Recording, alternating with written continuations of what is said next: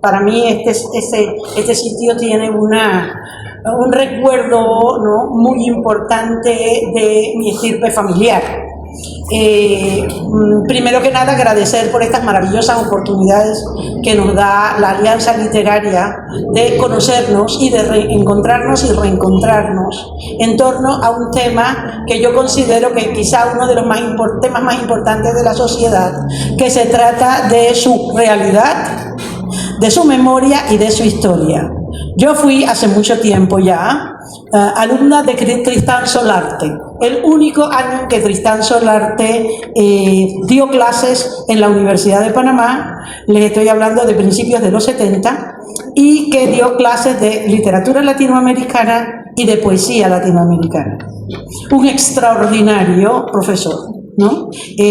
Tristán Solarte es Guillermo Sánchez Borbón y es el autor de El ahogado, que es su obra más conocida. Tiene otras obras más, pero fue muy popular durante la última etapa de la dictadura porque escribía la crónica esta, escribía el artículo ese que se llamaba En pocas palabras, ¿no? Que dicen que la prensa se vendía era por los artículos de Tristán Solarte. Bien, sus clases eran maravillosas. Yo pienso que gran parte de mi formación se la debo a él, y recuerdo escucharlo decir que la auténtica vida y la auténtica historia de un país está en su literatura, porque la historia oficial es la historia oficial que la escriben los vencedores, y lo escriben para justificar por qué ellos estaban destinados a ser los vencedores, o sea, legitimar la naturaleza de su poder independientemente de cómo haya sido adquirido, ¿no? Ese poder. Bueno, y estamos viendo al señor Donald Trump, ¿verdad? Qué lástima tener que recordar esa circunstancia tan dolorosa, ¿no? Viendo cómo intenta reescribir la historia del mundo, incluso su propia historia, incluso la historia de los Estados Unidos, y cómo le pone su nombre a todo, ¿no? Y bueno, ya veremos cómo sobrevivimos esto, porque yo pienso que estos incidentes son parte de la historia. Bien, que estas cosas ocurran. Entonces yo era lectora compulsiva, por lo cual yo sufría bullying no solo entre mis compañeros de primaria, mis compañeros de secundaria e incluso con mis profesores y mis maestros. Tengo historias divertidísimas de estos incidentes, ¿no? Del bullying porque yo hablaba tan raro y usaba palabras tan extrañas, y me lo mandaban a decir con mi familia. Y cuando mi familia hacía la función de mensajeros, yo le contestaba que ya que eran mensajeros, que llevaran la respuesta, ¿no? Que yo les decía que el problema de ellos era que eran unos ignorantes y que no leían. Ya. Es por esa razón que yo hablo así, con palabras que ellos desconocen, ¿no? Y que les resultan extrañas y raras, ¿no? Pero bueno, eso fue una historia de bullying muy clásica, muy clásica. Ya les digo que a mí me hacían bullying mis maestros y mis profesores, porque de pronto les molestaba. Y hay historias rarísimas, no, pobrecitos, yo me preocupo mucho por ellos porque debieron haberme sufrido mucho, ellos debieron haber sufrido mucho conmigo, ¿no? Porque yo les era como muy incómoda y siempre como me miraban así como muy raro, como, ¿no? Pensando que y a mí, amigos míos, escritores extraordinarios de este país, me han acusado de que yo humillo a los ponentes. Principalmente Pedro Rivera, Pedro Rivera me acusa constantemente de que yo, me tiene bajo vigilancia, ¿no? Porque me acusa de que yo humillo a los ponentes y les hago preguntas inconvenientes e incómodas, ¿no? Pero él es muy amigo mío, yo lo quiero mucho y él me quiere mucho a mí, pero me echa eso en cara, ¿no? Bien, entonces yo empecé a leer mucho, porque evidentemente en un ambiente como eso, la literatura era la felicidad y la liberación. Y yo leí a dos autores prácticamente en mi infancia. Yo no sé si eso en la casa había libros, había muchos libros, porque había bibliotecas hasta de mi abuelita, que estudió en la Normal de Institutoras en Panamá y que fue alumna de las señoritas Rubiano, que fueron de las primeras que empezaron, las hermanitas Rubiano, las señoritas Rubiano, que fueron de las primeras que empezaron a enseñar a las mujeres, niñas, para ser educadoras en Panamá. Mi abuelita Inés Arbona Crespo, de los DPC, estudió con ellas, ¿no? Y formó parte del coro que cantó el himno nacional por primera vez en el municipio, porque fue alumna de don Santo Jorge. Bien, No, mi abuela, por favor, mi abuela. Mi abuela me contaba que cuando les daban permiso para salir a pasear, iban a ver la construcción del canal. Caminaban, eso estaba en el casco antiguo, ¿no? E iban a ver la construcción del canal. Bien. Así que yo tengo muchos años ya, no hablemos de eso. Sí. Bien, entonces mi gran refugio era la literatura. Y mi madre, el bullying familiar, me veía que cuando yo tendría como 13 años y que ya tenía que estar pensando en cómo me ponía más guapa para ver si conseguía un buen partido en Chitré, donde yo no me quería quedar, ¿no? Porque ya era suficiente bullying, ¿no? Y hay mucha gente que no leía, ¿no? Como mis compañeritos de clases, ¿no? Entonces, pero mi madre sí estaba muy preocupada por eso, porque claro, las madres se preocupan por esas cosas. Esas son las preocupaciones naturales de su madre. Y me decía que qué iba a hacer yo con mi vida si yo solo servía para leer locuras y hablar paja. Aquí estoy y sigo igual.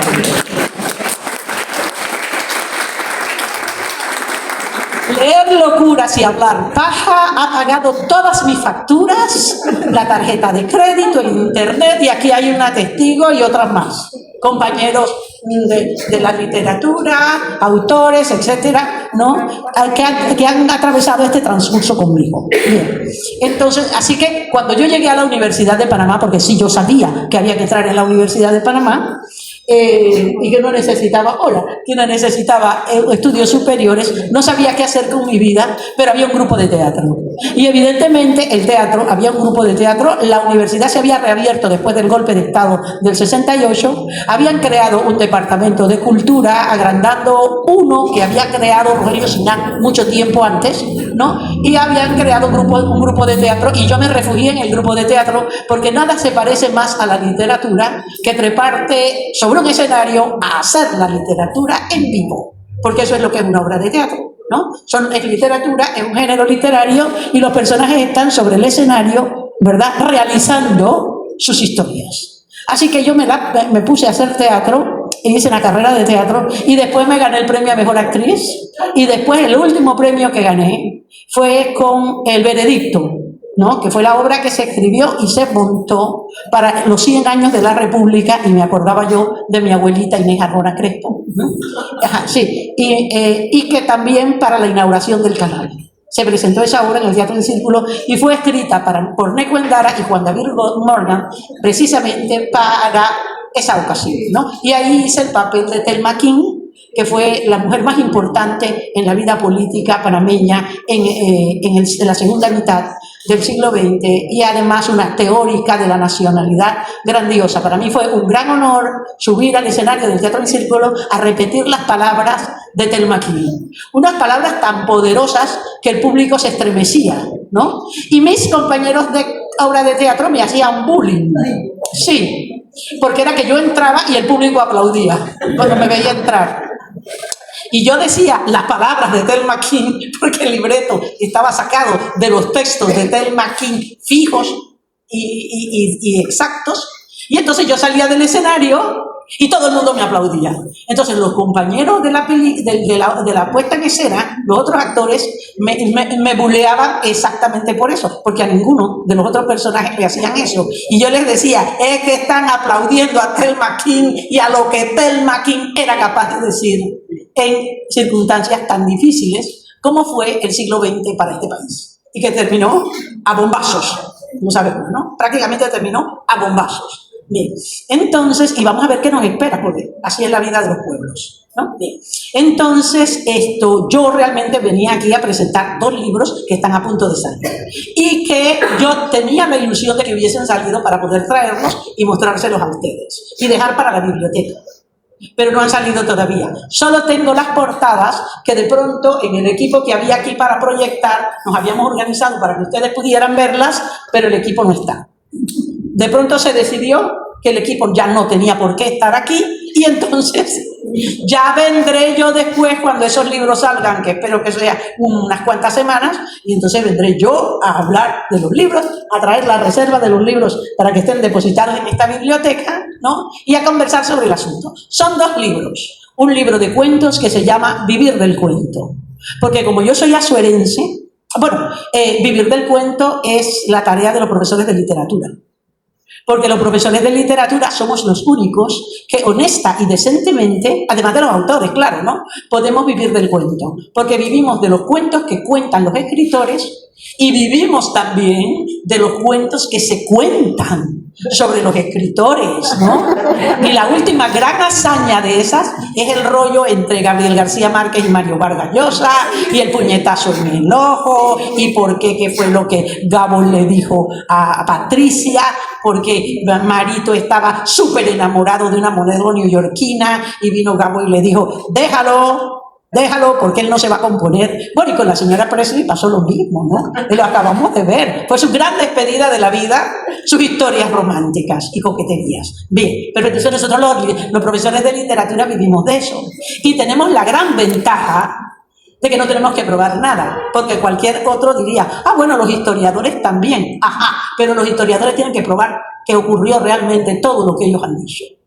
Los profesores de literatura no tenemos que probar nada, podemos cuentear todo lo que nos dé la gana, y por eso es que mi libro de cuentos se llama Vivir del Cuento, que esta es su segunda edición, porque la primera edición fue una edición casi familiar, porque yo estaba atravesando circunstancias muy difíciles, de esas de las que ya se ha hablado anteriormente aquí. Mi hermana inmediatamente mayor que yo estaba muriendo de un cáncer horroroso que la arrasó, que no le dio ni siquiera tiempo para experimentar con tratamientos, ¿no? Entonces yo quería que ese libro, en el que está una gran parte de la vida compartida con mi familia, saliera a tiempo para que mi hermana lo pudiera leer.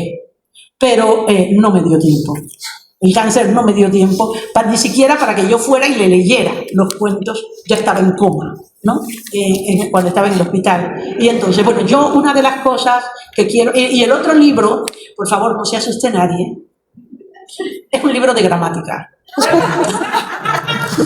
Y les advierto que una de mis grandes amigas, una mujer cultísima, ¿no?, una quizá de las mujeres más cultas que puede haber en Panamá, con una mente amplísima, con un prestigio como fotógrafa a nivel internacional, y que ha escrito libros. Cuando le dije que estaba escribiendo este libro e intenté explicarle de qué se trataba el libro, me dijo que como continuara me iba a quitar el habla. Porque es que cuando uno dice estoy escribiendo un libro de gramática, la gente echa baba verde por la boca, ¿no? Porque es la mala fama que tiene la gramática, y es la razón por la cual yo he tenido que escribir este libro, porque este libro me lo pidieron mis estudiantes. Porque mis estudiantes y mis colegas, y por eso ese libro tiene que estar aquí y yo tengo que presentarlo aquí con mis colegas de español, es un libro que viene a desmontar todos esos prejuicios que se habla de la gramática.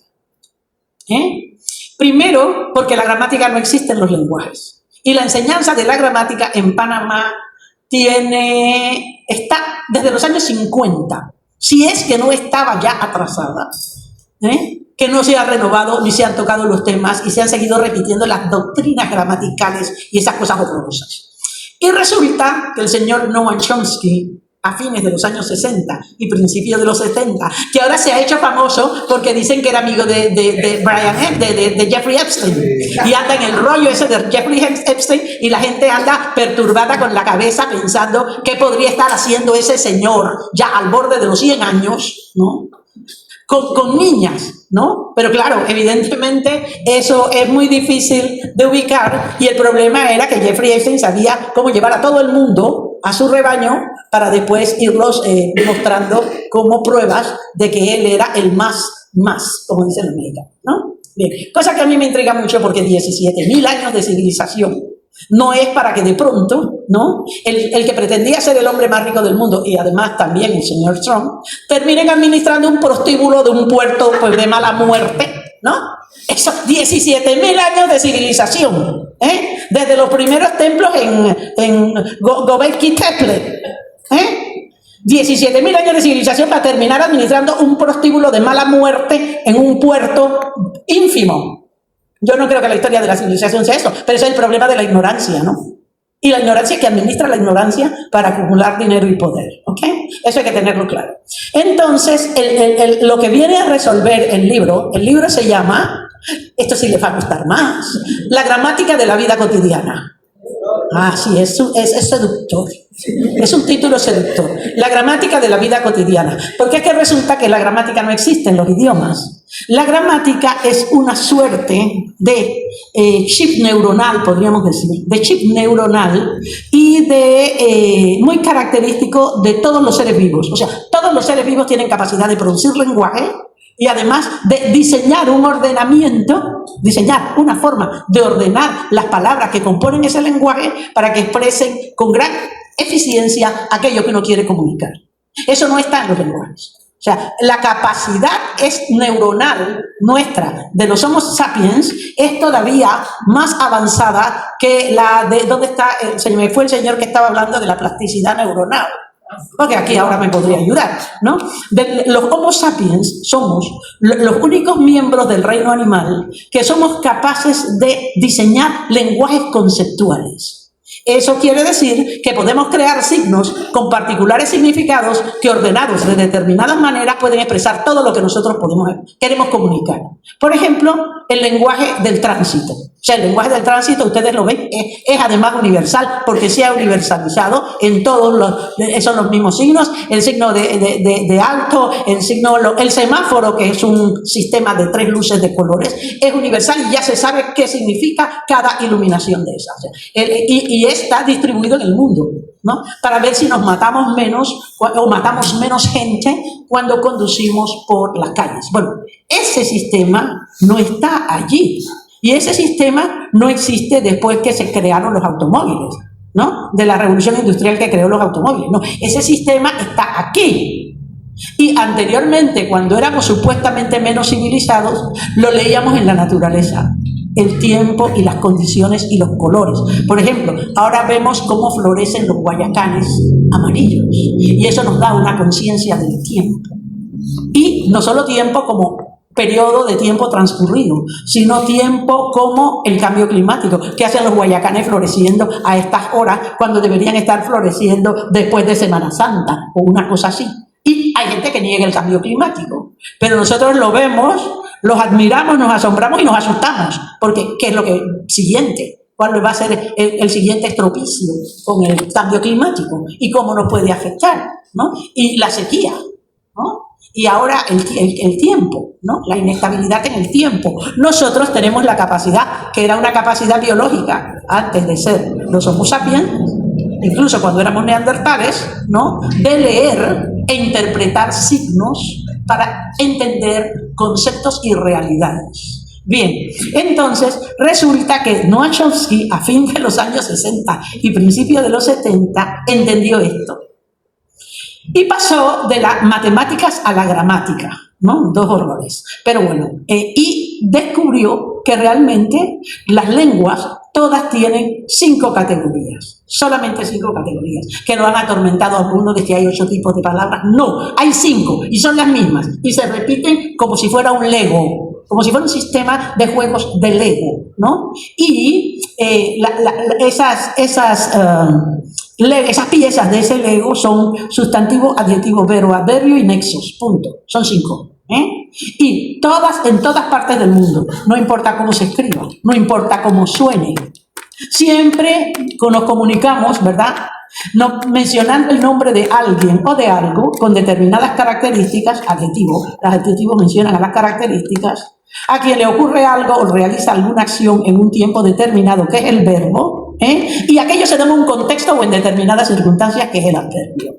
Y para que estas 4 piezas sean infinitas y nos permitan, en el caso del español, con 28 o 29 letras, describir el universo y crear todas las historias de ficción que seamos capaces de imaginar, ¿verdad? Existen los nexos, que son como eslabones que van encadenando unas con otras. Y los nexos son, como sabemos todos, las preposiciones, las conjunciones, los determinantes, los determinantes, los artículos, ¿no? Y todas estas partículas pequeñas que no tienen significado real, que no tienen significado léxico, o sea, no mencionan cosas existentes en la realidad, sino que vinculan un término con otro para que pueda ampliar sus posibilidades de significado. Porque, ¿qué significa la I?